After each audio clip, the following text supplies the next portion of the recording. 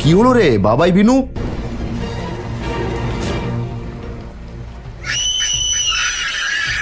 কালী পুজোর রাতেই তোমাদের এই সমস্যার সমাধান হবে, তবে তার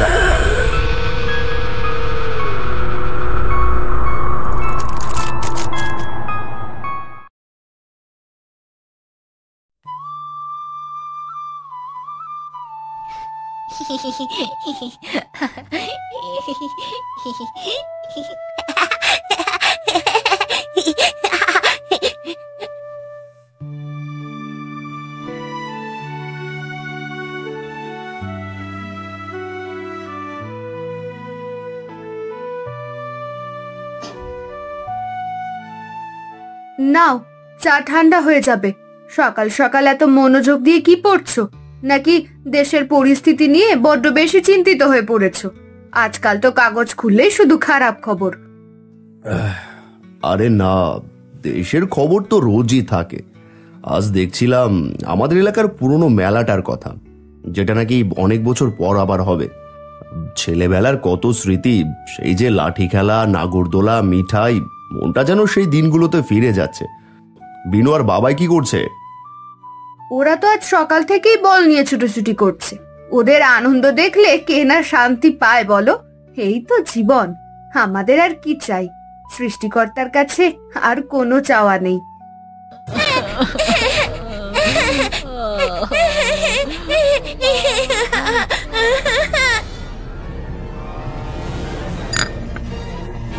কি হলো রে বাবাই বিনু?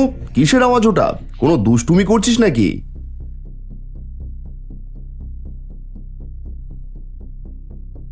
এই বাবাই, কি হয়েছে তোদের? বিনু কাঁদছে কেন? কিছু হয়েছে নাকি? কে কি করলো? কি হয়েছে মা? কাঁদছিস কেন? পড়ে গিয়ে ব্যথা পেয়েছিস? মা, মা, ওই ওইখানে একটা দিদি সাদা শাড়ি পরা বাবাইদাকে ধাক্কা মারলো। আমি দেখেছি। ও এসে বাবাইদাকে ধাক্কা মেরে আবার চলে গেল। মা, হ্যাঁ বাবা, আমি সত্যি দেখেছি। একটা লম্বা সাদা রঙের মেয়ে আম গাছের আড়াল থেকে বেরিয়ে এসে হঠাৎ আমাকে ধাক্কা মেরে আবার ওই দিকে চলে গেল। আমি তো পড়েই যাচ্ছিলাম। তারপর দেখি ওই আর নেই, ও যেন বাতাসে মিলিয়ে গেল। আরে বাবা, তোরা সব কি বলছিস? এখানে কে আসবে এখন? বাবা ঠিকই বলছে, তোমাদের হয়তো ভুল হয়েছে। ভয় পাস না, এখানে কেউ নেই। সেই দিন ছিল এক সুন্দর বসন্তের সকালের শুরু, কিন্তু আমরা জানতাম না সেই সকালটায় ছিল এক ভয়ঙ্কর রাতের প্রথম প্রহর। আমাদের সুখের সংসারে এক অশরীরী ছায়া পড়তে শুরু করেছিল, যা ধীরে ধীরে আমাদের জীবনকে নরকের সমান করে তোলে।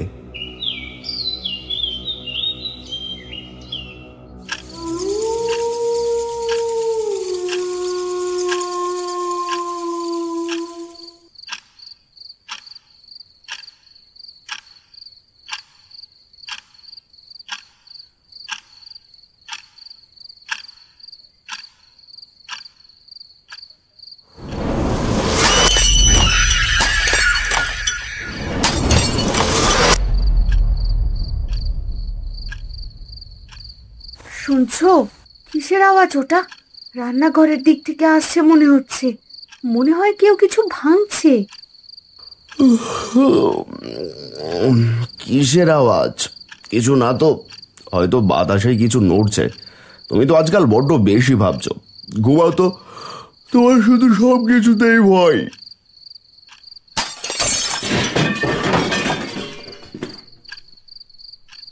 না, এত পরিষ্কার বাসন পড়ার শব্দ কি হতে পারে এত রাতে? চোর ডাকাতি নয় তো? নাকি আবার সেই... আমি দেখে আসছি, তুমি এখানেই থাকো, দরজাটা বন্ধ করে দিও।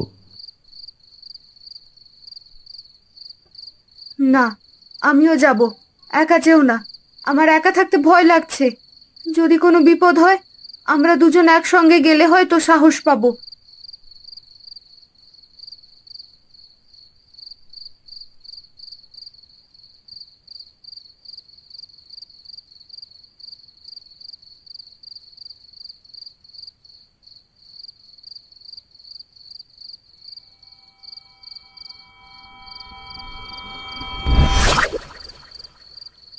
কে আছে ভেতরে?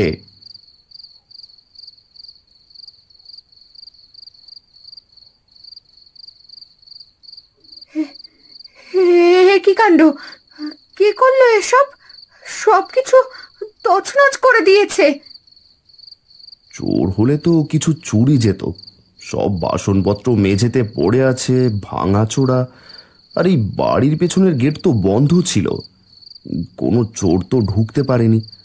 এ কোনো সাধারণ মানুষের কাজ নয়।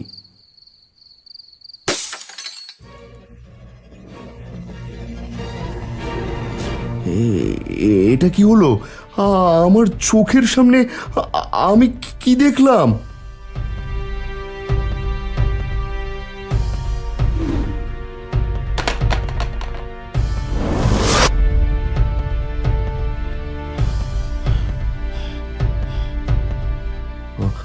আমি বিশ্বাস করতে পারছি না।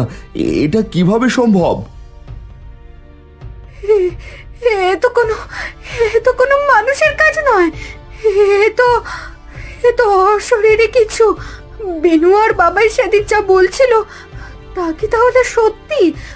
সেই সাদা দিদি, সে কি তাহলে সত্যি? যে জিনিসটাকে আমরা প্রথমে মনের ভুল ভেবেছিলাম, সেটাই আমাদের বাস্তবতার অংশ হয়ে দাঁড়ালো এক ভয়ঙ্কর সত্য হিসেবে। আমাদের সুখের নীড় ধীরে ধীরে এক ভুতুড়ে বাড়িতে পরিণত হচ্ছিল। কিন্তু এটাই ছিল শুরু। আসল ভয়ঙ্কর খেলা তখনও বাকি ছিল।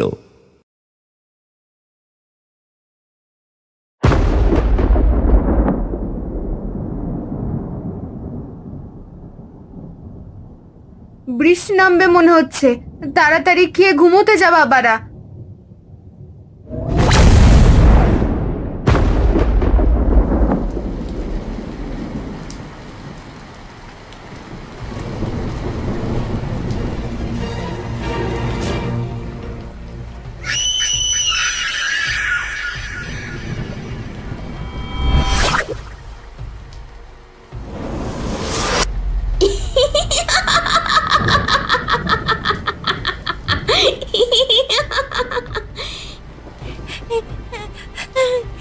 বাবাইদা,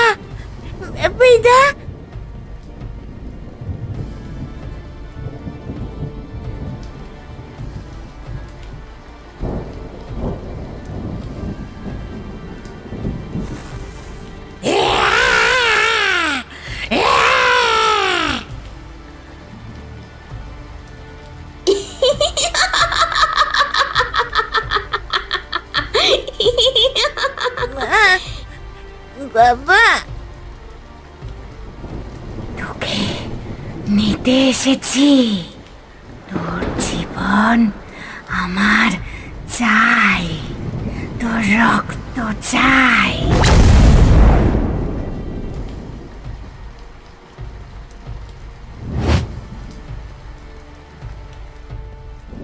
শুনছো? আমার কেমন যেন লাগছে। বিনুর ঘরে কোনো সমস্যা হচ্ছে না তো? আমার মনটা গু ডাকছে। আমার মনে হচ্ছে বিনু বিপদে আছে। এত রাতে আবার কি হবে? তুমি তো আজকাল বড্ড বেশি ভয় পাচ্ছ। ঘুমাও তো, কিচ্ছু হয়নি, শুধু শুধু চিন্তা করছো। না, আমার মনটা ছটফট করছে। আমি কিছুতেই শান্ত হতে পারছি না। আমার মনে হচ্ছে কিছু একটা ভয়ঙ্কর ঘটছে। আমি একটু বিনুদের ঘরটা দেখে আসি।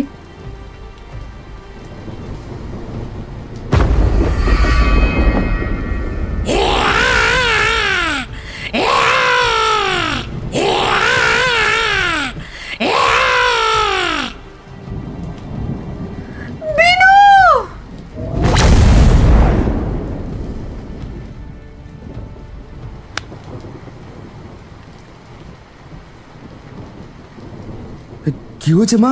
কি হয়েছিল? কে কি করলো? কথা বল বিনু।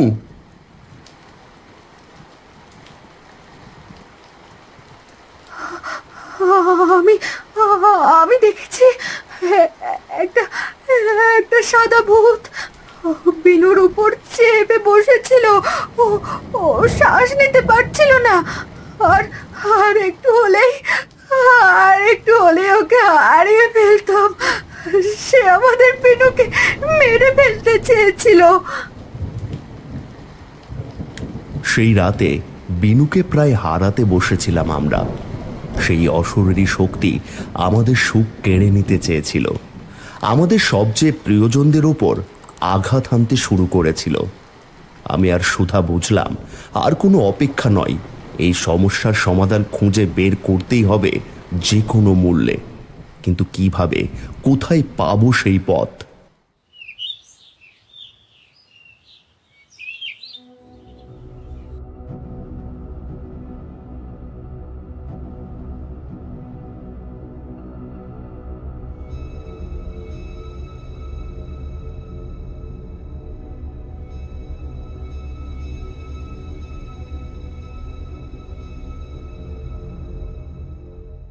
তার মানে বাড়িতে একটা অতৃপ্ত আত্মা ভর করেছে।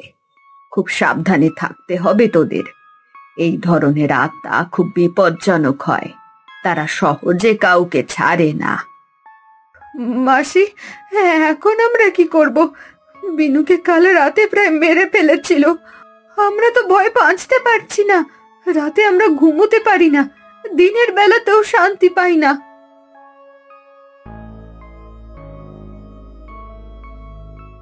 আমি তো অনেক ঠাকুর মশাইয়ের কাছে গিয়েছিলাম, অনেক তান্ত্রিকের কাছেও গিয়েছিলাম, কিন্তু কেউ কিছুই করতে পারলেন না। বরং অনেকেই ভয় পেয়ে চলে গেলেন। কেউ কেউ তো আমার কথা শুনেই ফিরতি পথ ধরলেন, সাহায্য করতে অস্বীকার করলেন। সাধারণ ঠাকুর মশাইয়ের কাজ নয় এটা। এই আত্মাটা খুব শক্তিশালী মনে হচ্ছে। এর পেছনে হয়তো কোনো গুরুতর কারণ আছে। গ্রামের পুরনো কালী মন্দির থেকে পুরোহিত মশাইকে এনে একবার দেখাতে পারিস। শুনেছি উনি নাকি অনেক কিছু জানেন, অনেক অলৌকিক ক্ষমতার অধিকারী। তিনি বড়ই নির্জনতা প্রিয় মানুষ, সহজে কারো বাড়িতে যান না, কিন্তু তার জ্ঞান অসীম। কালী মন্দির? হ্যাঁ, ওই মন্দিরটার অনেক মাহাত্ম্য শুনেছি। মাসি, তুমি আমাদের একটু সাহায্য করো। আমরা আর পারছি না, এই বাড়িতে এভাবে থাকা সম্ভব নয়। আমরা আমাদের বাচ্চাদের বাঁচাতে চাই, তাদের জীবন আমাদের কাছে সবচেয়ে মূল্যবান। ঠিক আছে, আমি দেখব। আমি তোমাদের জন্য যতটা পারি করব। আমি আজ বিকেলেই পুরোহিত মশাইয়ের সঙ্গে দেখা করব। তবে তোরা সাবধানে থাকবি, বিশেষ করে ছোট বাচ্চাদের ওপর নজর রাখবি। অশরীরী আত্মাগুলো বাচ্চাদের ওপর সহজেই প্রভাব খাটাতে পারে, তাদের নিষ্পাপ মনকে ব্যবহার করতে পারে। মনে রাখবি, বিশ্বাস আর ভক্তি শেষ ভরসা। মা কালী সব বিপদ থেকে রক্ষা করেন। মাসির কথা শুনে মনে হলো যেন এক চিলতে আলোর রেখা দেখা গেল। কালী মন্দির গ্রামের সবচেয়ে পুরনো আর জাগ্রত মন্দির, কিন্তু পুরোহিত মশাইকে রাজি করানো সহজ হবে না। আমাদের ভাগ্য এখন ওই মন্দির আর পুরোহিত মশাইয়ের উপরেই নির্ভর করছিল। আমাদের মনে তখন একটাই প্রশ্ন, তিনি কি আমাদের এই ভয়ঙ্কর অবস্থা থেকে মুক্তি দিতে পারবেন?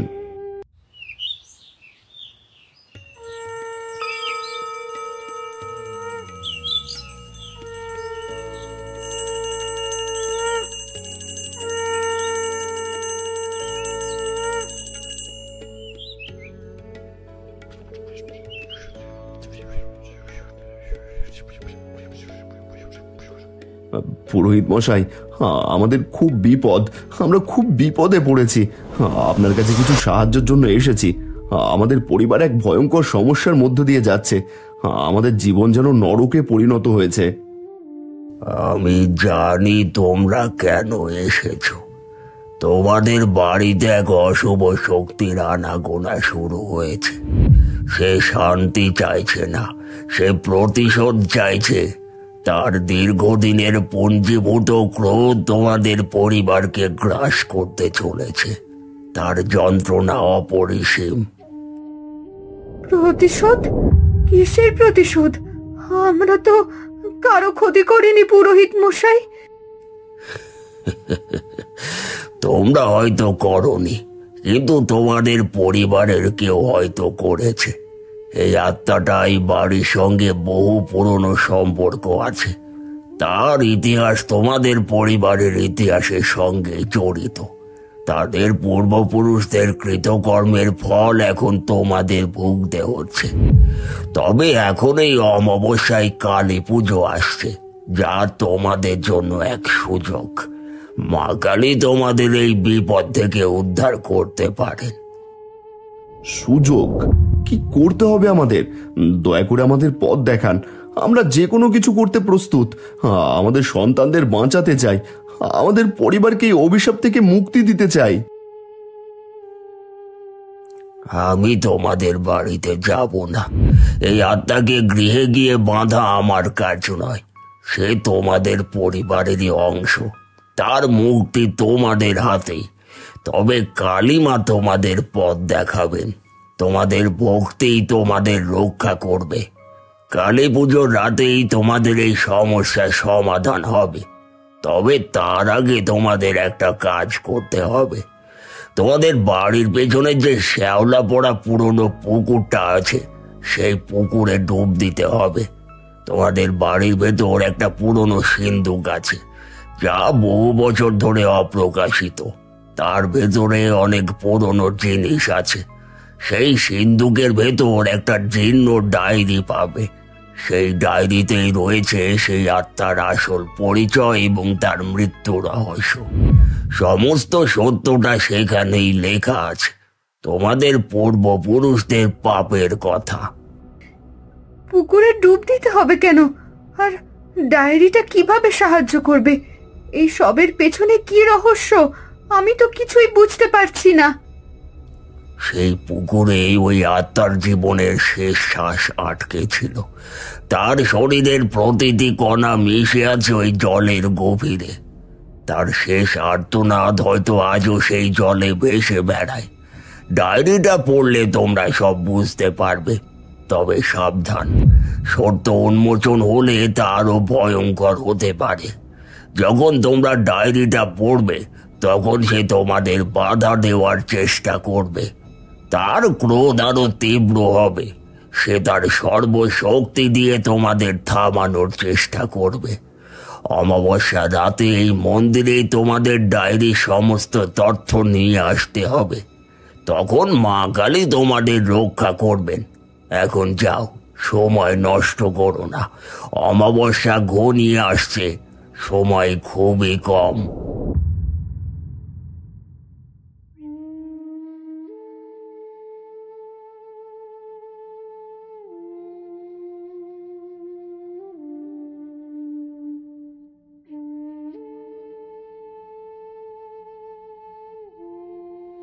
এই পুকুরটা তো কতদিন ধরে পরিষ্কার করা হয়নি।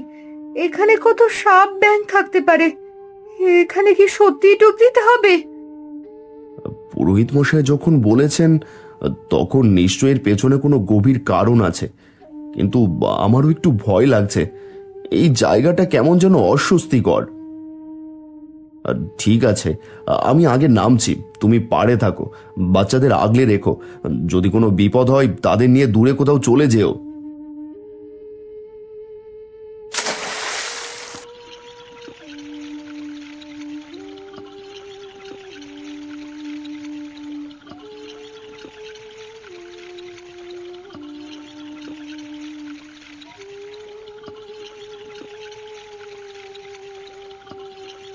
এখানে কিছু একটা আছে, মনে হচ্ছে একটা মূর্তি, একটা কাঠের মূর্তি।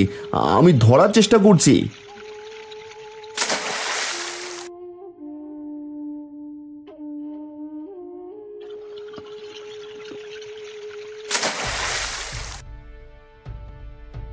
এ কার মূর্তি? দেখতে তো বিনুর মতো লাগছে। সেই একই নিষ্পাপ মুখ, কি অদ্ভুত! অদ্ভুত? এই পুকুরের নিচেটা কিভাবে এলো? এটা কি শুধু একটা মূর্তি, নাকি এর পেছনে অন্য কোনো অর্থ আছে? এটা যেন বিনুরই প্রতিচ্ছবি।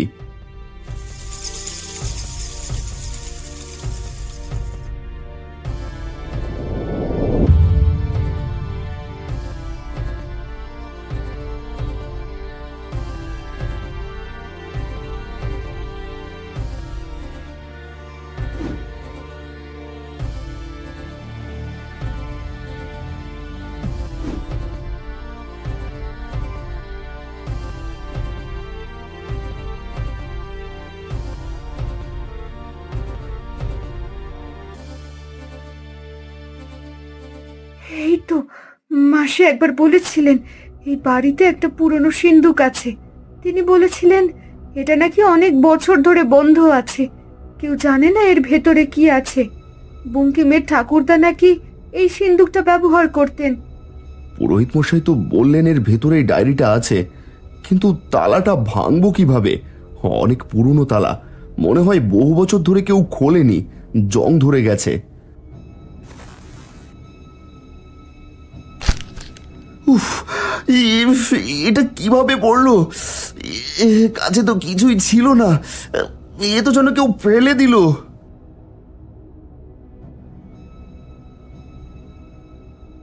ওই রডটা দিয়ে চেষ্টা করো, হয়তো ভাঙতে পারবে। সাবধানে কাজটা করো।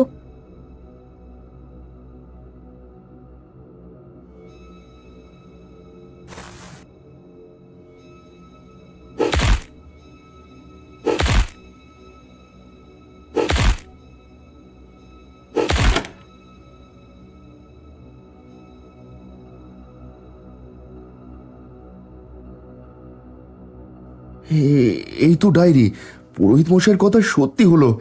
এটাই তাহলে রহস্যের চাবি। চলো, এগুলো আমরা নিজেদের ঘরে নিয়ে যাই। এখানে আলো কম, আর কেমন যেন গা ছমছম করছে। আমার কেমন যেন লাগছে।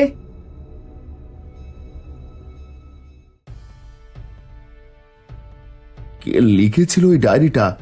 এটা কি সত্যি আমার ঠাকুরদা?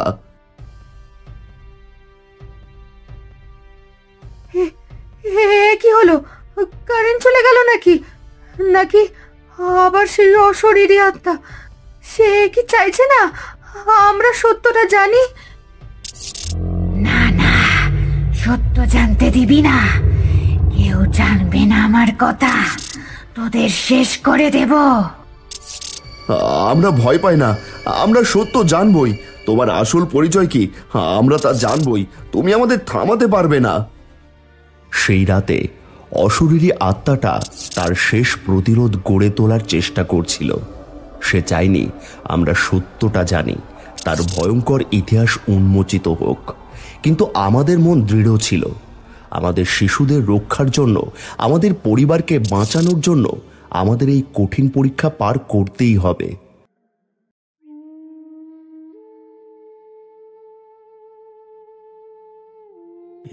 এটা এটা আমার ঠাকুরদার হাতের লেখা, বিপিনচন্দ্র চ্যাটার্জি। আমি বিশ্বাস করতে পারছি না। তোমার ঠাকুরদা? কিন্তু তিনি কেন এমন একটা ডায়েরি লিখেছিলেন? কি এমন ভয়ঙ্কর সত্য তিনি লুকিয়ে রেখেছিলেন? আমি বিপিন চ্যাটার্জি এক মহাপাপের বোঝা নিয়ে এই ডায়েরি লিখছি। এই পাপ এক অভিশাপের মতো আমাদের পুরো পরিবারকে গ্রাস করেছে। এর শুরু আমার বাবার হাত ধরে, যখন তিনি জবা নামের এক গরিব জেলে কন্যাকে গ্রাম থেকে তুলে আনেন। তাকেই বাড়িতে বন্দি রেখে অকথ্য নির্যাতন করা হতো। আমি ছোট ছিলাম, ভয়ে কিছুই বলতে পারিনি। একসময় জবা অন্তঃসত্ত্বা হয়ে পড়ে। বংশের কলঙ্কের ভয়ে আমার বাবা তাকে মেরে ফেলার পরিকল্পনা করে। সেই অত্যাচার সহ্য করতে না পেরে জবা বাড়ির পেছনের পুকুরে ঝাঁপ দেয়। আমি চোখের সামনে তাকে আর তার গর্ভের সন্তান সহ ডুবে মরতে দেখি, কিন্তু ভয়ে বাঁচাতে পারিনি। আমার বাবা মা কালী পুজোর রাতে সবার অলক্ষ্যে তার দেহটা বাড়ির পেছনে মাটি চাপা দেয়। সেই দিন থেকে জবার অতৃপ্ত আত্মা প্রতিশোধের জন্যই বাড়িতেই ঘুরে বেড়াচ্ছে। আমাদের পরিবারে নেমে এসেছে একের পর এক দুর্ভাগ্য। সে শান্তি চায় না, চাই বিচার। আমার ভয় হয় সে তার সন্তানের জীবনের বদলে আমাদের বাড়ির সন্তানকে কেড়ে নিতে চায়। জবা তাহলে বিনুকে আঘাত করতে চেয়েছিল কারণ সে নিজের সন্তানকে হারিয়েছিল। আর এই মূর্তিটা, এটা তো জবার প্রতিচ্ছবি, তার স্মৃতির প্রতীক। কি ভয়ঙ্কর! আমাদের ঠাকুরদা এত বড় পাপ করেছিলেন। আমাদের পূর্বপুরুষদের এই পাপের জন্য আমাদের ভোগ করতে হচ্ছে। জবার আত্মা প্রতিশোধ চাইছে। সে এই বাড়ির সব সুখ কেড়ে নিতে এসেছে, কিন্তু এখন যখন সত্য জেনেছি তখন আমাদের এর সমাধান করতে হবে। কালীমা আমাদের পথ দেখাবেন। একমাত্র ভরসা কালীমা। একমাত্র মায়ের কাছে এই সমস্যার সমাধান আছে।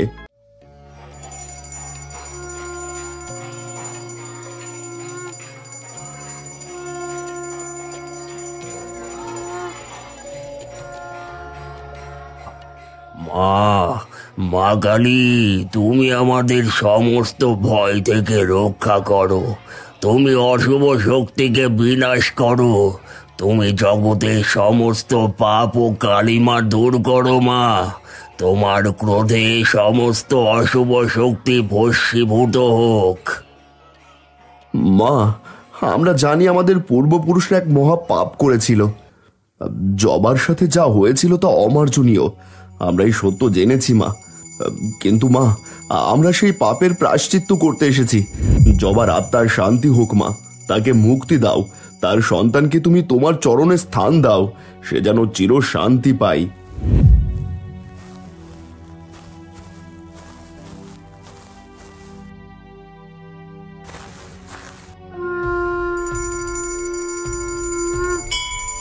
ओम जयंती मंगल काली भद्रकाली कपालिनी दुर्गा शिवा कमाधात्री स्वाहा सुधा नमस्तुते। হে মা কালী, তুমি জগৎধাত্রী, তুমি জগৎ রক্ষাকারী। তোমার অদম্য শক্তিতে এই অশুভ শক্তিকে বিনাশ করো। তাকে মুক্তি দাও, তাকে মুক্তি দাও। তার আত্মাকে শান্তি দান করো মা।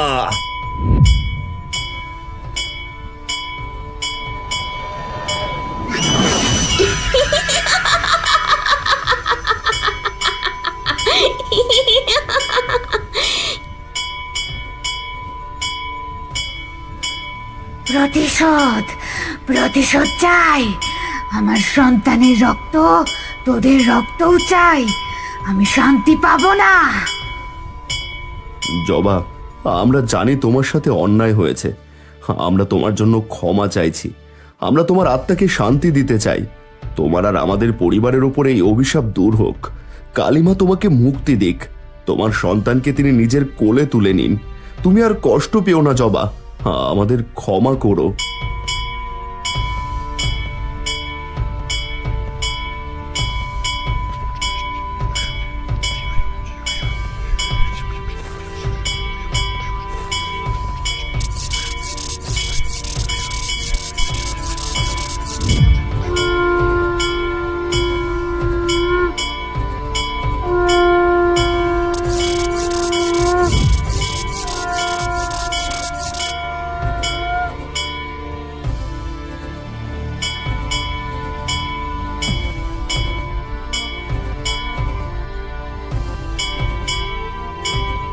দেখ সুধা, কালীমা তাকে মুক্তি দিচ্ছেন। মায়ের শক্তি তাকে টেনে নিচ্ছে, সে শান্তি পাচ্ছে। কালী মায়ের কৃপায় জবার আত্মা মুক্তি পেল। এখন থেকে তোমাদের বাড়িতে আর কোনো অশুভ শক্তির ছায়া পড়বে না।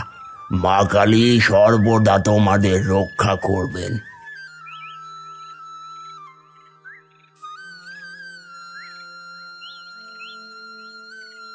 সেই অমাবস্যা রাতে আমরা শুধু একটি আত্মাকে মুক্তি দিইনি, আমরা আমাদের পরিবারের অভিশাপ থেকেও মুক্তি পেয়েছিলাম। জবার করুণ কাহিনী আমাদের শিখিয়েছিল যে পাপ কখনো চাপা থাকে না, আর সত্য একদিন না একদিন প্রকাশিত হয়। কালীমায়ের প্রতি আমাদের অদম্য ভক্তি আমাদের পথ দেখিয়েছিল, আমাদের শক্তি জুগিয়েছিল। ঈশ্বর ভক্তি, সততা আর ক্ষমাশীলতাই পারে সেই সব অন্ধকার দূর করে এক নতুন সকাল এনে দিতে। এক নতুন জীবনের সূচনা করতে। আমাদের পরিবার এখন মুক্ত, আর আমরা জানি মায়ের আশীর্বাদ সব সময় আমাদের সাথে আছে।